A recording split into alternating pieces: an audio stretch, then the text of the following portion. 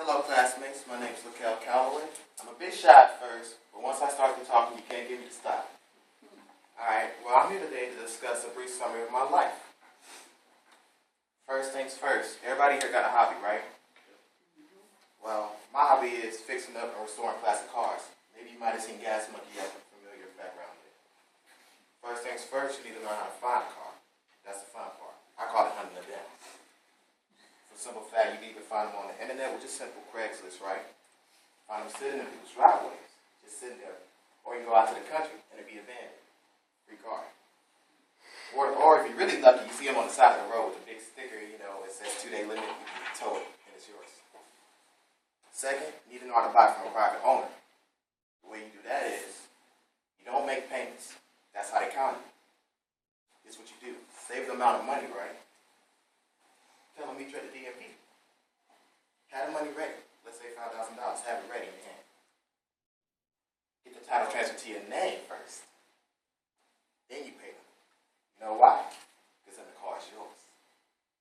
You know what I'm saying? You go make payments, they call you. As soon as you drive away from their house, guess what happens? They call the cops. Report it's stolen. Title's not in your name.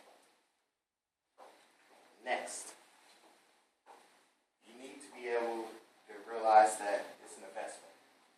Know that from the jump. Which means there's risk and profit. The risk being, you may get a car that looks brand new, right? But it's a limit. A limit is basically a rusted out car, or a car not worth fixing. In other words, you may put in $3,000 into it, and you may sell it for $1,500. That's the risk. Now on the bright side, it's the profit. That's what got me hooked. You buy a car for $200, you sell it for 3 times or 4 times as much, depending on who wants to buy it as bad and who's been looking for it. Alright, next thing. Everybody knows what they want to do in life, right? While you're here, your major, at least I hope you do. My major is registered nursing. That's my thing. There's pros and cons. The pros of registered nursing are, you only work for 3 days, right? You have 4 days, the rest of the week to yourself. And the pay is insane. Don't sound bad, right?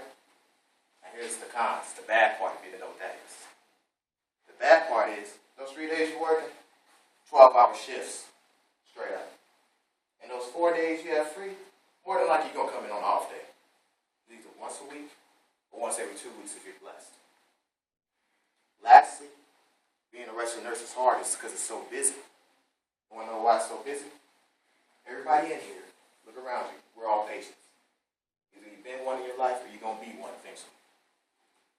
And that goes from the city all the way up to the state, all the way up to the whole country. Now, some people may wonder why I picked this. I chose this degree because I always like helping people. That's my thing. I've always been doing that since I was little. I still do help people.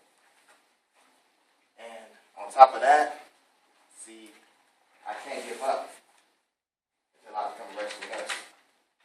My will not to give up is because I don't want to be at McDonald's for the rest of my life. I've been there since I was 15. A lot of my application, that way I get the job. Then they gave me the job and let me go at 16.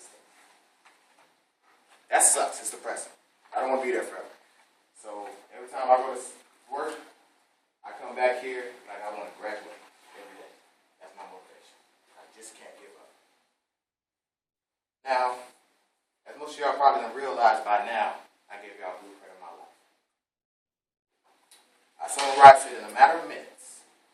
It's kind of sucked, but it is what it is. I touched on my hobby, which is fixing up classic automobiles, and taught y'all how to restore it and how to get one, and maybe have hopes of selling it. I also touched on why I want to become a registered nurse, and the reason why I can't give up. So, in conclusion, it comes down to like this. Everybody is in here because for a reason. We don't want to be average, right? We want to have a better life. But just because you work so hard don't mean you can't take time out of your study to enjoy your hobby. Give your brain a break. Live a little. I mean, you gotta go clubbing and all that and lose yourself. Also, I forgot to mention, because this came to my mind right now, I know y'all are probably wondering, why would we listen to a guy talking about selling cars? Because we must have one, right? Well, if you see a show supernatural, I got the same type of car. The 67 Caprice, the better